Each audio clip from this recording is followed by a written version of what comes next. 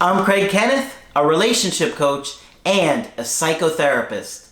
Every relationship is different and every breakup is different. Work with me and you'll get professional help on your situation. And if you're in no contact, focused on personal growth, my workbook series, The Knowledge, will help you make changes like you've never made before. Available now at AskCraig.net.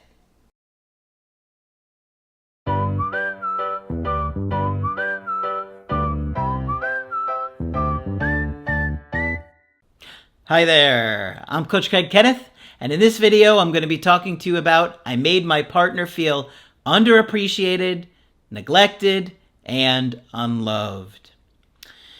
So unfortunately, many times we get into a situation where things are easy at first, but over time we take our partner for granted.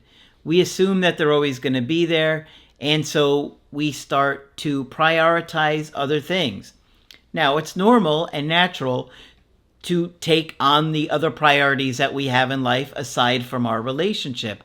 However, if we don't make it one of our main priorities, eventually it's going to get weaker and weaker, and people are going to be a lot more likely to leave because they're unhappy.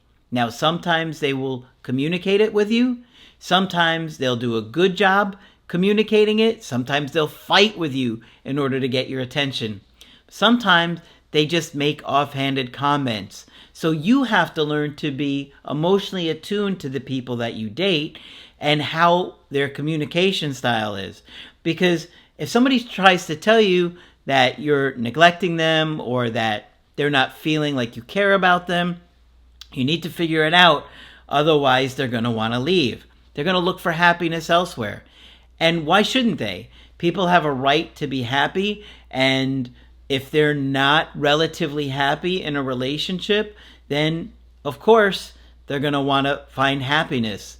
People often look at life as one opportunity and that they don't want to let life pass them by, staying in a situation that's not changing, not improving, when they think they can find happiness out there elsewhere, and they start to look at their other options. And I know a lot of you are hurting and you get angry when you hear that, but if you're honest with yourself, there were probably points to your relationship where you were unhappy and you considered leaving them and even looked at the other options, depending upon the length of the relationship, right? If you've been with somebody for years, I'm sure there were times where you weren't so happy with them and you'd consider leaving for other people. So it's just what people often do. The best thing that you could do is be present in your relationships. Continue to court your partner. Continue to date them. Continue to have fun. Continue to make that connection a priority. If you don't, it's going to cost you the relationship. You're going to learn one way or the other, unfortunately. So today I've got an email coaching that is going to go into this. And unfortunately, this guy, we're going to call him Max. Max was pretty neglectful of his partner. And it doesn't seem like he even learned from the first time they had their first breakup. Let's get into this one. So let's just say that Max is in his early 30s and his girlfriend is a couple of years younger. He says, "It's a pleasure talking to you. 2 months ago, my girlfriend broke up with me and I'm completely broken. We've been together for 13 years. And I had a wonderful and happy relationship with ups and downs. She's in her late 20s, but we both started dating when we were teenagers." So this is a major component, okay? They've been together since they were teenagers, and if you aren't really on your game, people are going to think that they're missing out on life. It's hard to start dating so young and not feel like you're missing out on other experiences, what it would be like to date other people, especially if they're not happy and they've been neglected. She had already broken up with me once after about 7 years when I moved to another country for a year, hoping to share the experience with her, but forced to do it by myself because she needed to finish her studies at university. She felt abandoned, neglected, underappreciated, lost, unloved, and she started looking for attention somewhere else. And eventually, she cheated on me with another guy. Obviously, cheating is not okay, and we're not going to condone that or say that it's okay. However, he is owning up to what happened here and that he played a part in it. Like, she should have ended the relationship, but probably because they had been together for so long, around 7 years or so, let's say her early 20s, and, immature, and it wasn't right, obviously, but if she had been feeling neglected for a while leading up to that, you could see why she would start to look for happiness elsewhere. I was devastated. I came back home and she told me she wanted to stay with him. So that's awful, okay? She cheats on you and she doesn't want to fix it. She doesn't want to work at it. They'd been together for many years at this point, and she says she wants to be with the other guy still. I texted her how much I loved and cared about her and tried to prove it in different ways. Eventually, I started dating another girl, but I was still broken. I ended up being in a rebound, and my ex ended up being broken up with by the other guy who turned out to be a narcissist who used her. You guys always worry about your ex finding somebody better? Most of the time, it doesn't work, and a lot of the times, it doesn't even last too long. Because, the early stages are exciting and fun, but usually once it gets to that 4-month mark or so, a lot of the rebound relationships fall apart. I broke up with this new girl, and about 6 months later, I got back with my ex again and had a happy relationship. After about 3 years, we moved in and lived with each other for another few years until today. I was going through another life crisis, feeling lost, stuck, doing the same job, stopped exercising, gained weight. I locked myself at home, wasting time all day on my computer. So it sounds like he was depressed there, right? So you can imagine if he's depressed, he doesn't have the energy for that connection to keep courting her. It's going to fade away. And because this has happened before, or something similar, she's probably going to think, oh, great, he's going to go back to the old ways, and I'm not sure I want to do this. We've been together forever. I don't know if I want to be with somebody the rest of my life who's going to keep neglecting me. We stopped going out or doing anything together. She felt unappreciated, neglected, unloved. I took her for granted, and I didn't give her the attention she needed again. Well, it's not easy to consistently be there for your partner, but unfortunately, it's one of those things that is critical in order to maintain a connection. You kind of want to look at it like it's alive. And if you don't give it what it needs, nurture and love and attention, it can fall apart. She struggles a lot with low self-esteem and anxiety, and she tends to avoid her responsibility. She's still yet to graduate. Probably because she never had a father. He's a difficult individual, probably with mental illness. And she fears that she resembles him, but luckily she grew up with a mom and grandma who are loving, caring, and the kindest souls.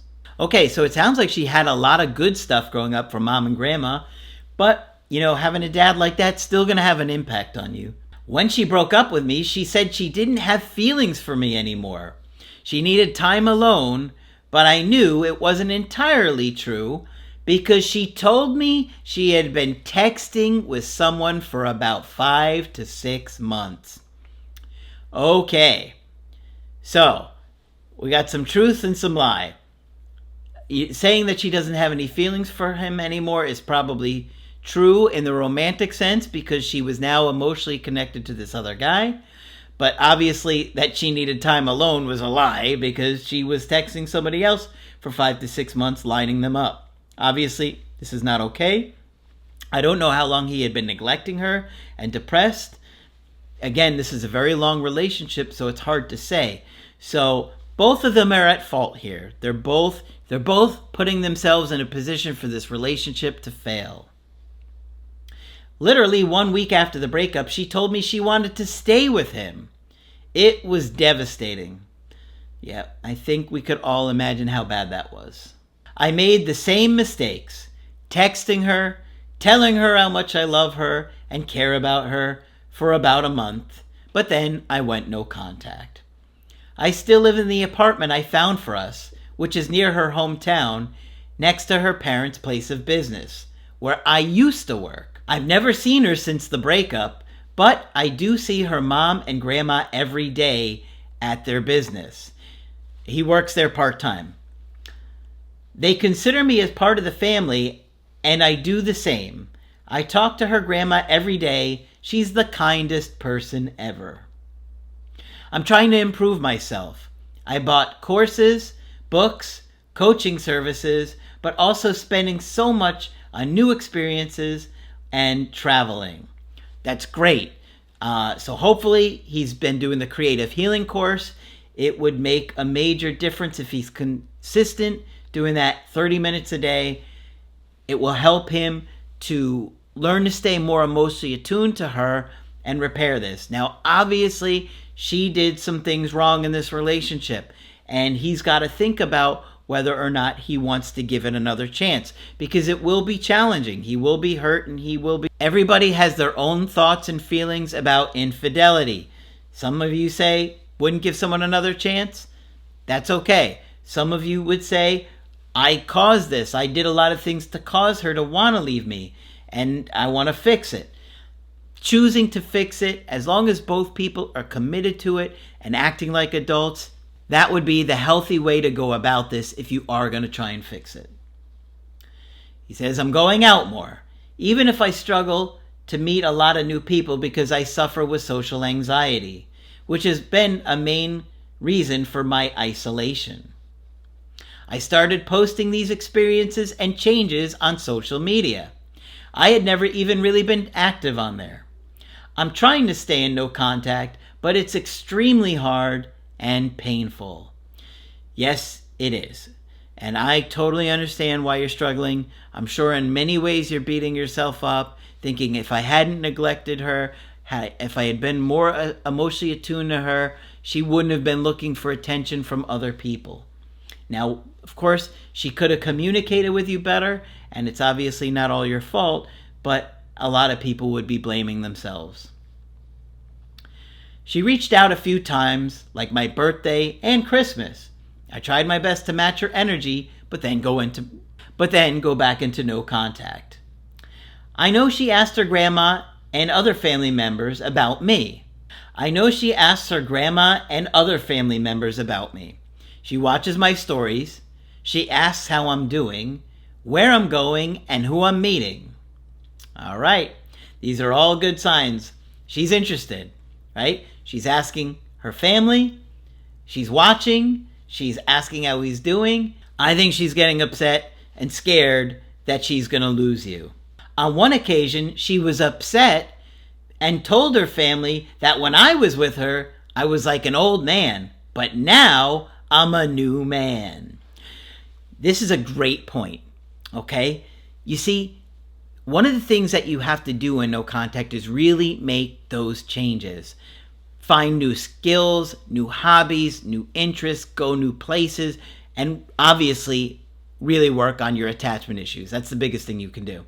But when you do those things, altogether, your ex starts to fear that they are missing out on this new version of you, the ideal version of you, and now they're afraid that they're going to lose you to someone else, and that always has a big impact on them.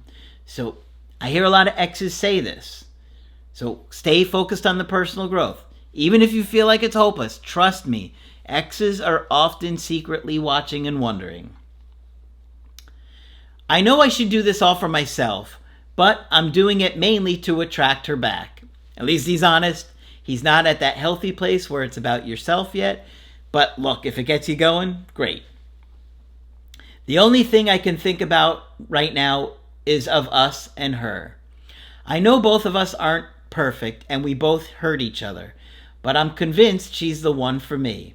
the love of my life, and we can improve and have a beautiful life. And I want to do anything in my power to get her back. I'm completely lost and broken, and I'm just pretending I'm moving on, so hopefully she'll miss me and come back, but I'm not too sure. Well, she's watching, and she's getting upset about it, at least publicly one time that you know of. But privately, there were probably other times, other days, other moments where she is afraid that she's going to miss out on this version of you. I can tell you it's bothering her. So keep up the hard work. Now, he was wondering if this is a rebound relationship, and I wouldn't call it a rebound relationship because she had been talking to this guy for about 5 or 6 months before the breakup. I think she was afraid to be alone, and obviously she didn't go about this in the right way, and you guys are going to have to really get on the same page here. But I do think she's thinking about you a lot and kind of scared of what may happen. He wants to know, what are the chances that this new relationship is going to fail? Well, I'd say it's very likely going to fail. If she was so happy with this new guy, she wouldn't be so upset about you and what's going on with you. And, you know, as far as attracting her back, you're doing the right things. Stay committed to the personal growth. Work through your depression. Work through your social anxiety. Keep pushing yourself out of your comfort zone, and let's see what happens. Obviously, there's been a lot of trust lost here, and it's not going to be easy for both of you because she's not going to trust you in some ways. She's not going to trust that you're not going to let her down or disappoint her or go back to, you know, being a quote-unquote old man, as she called you.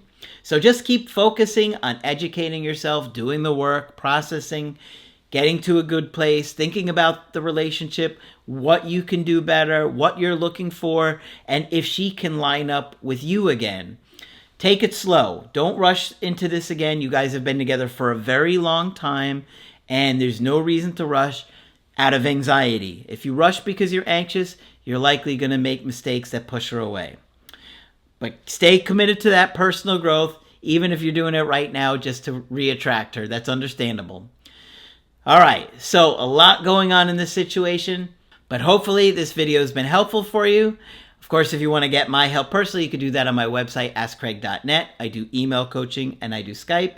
You can get my creative healing course and my workbooks only on the website. But that's it for this video. I'm Coach Craig Kenneth, and I will talk with you soon.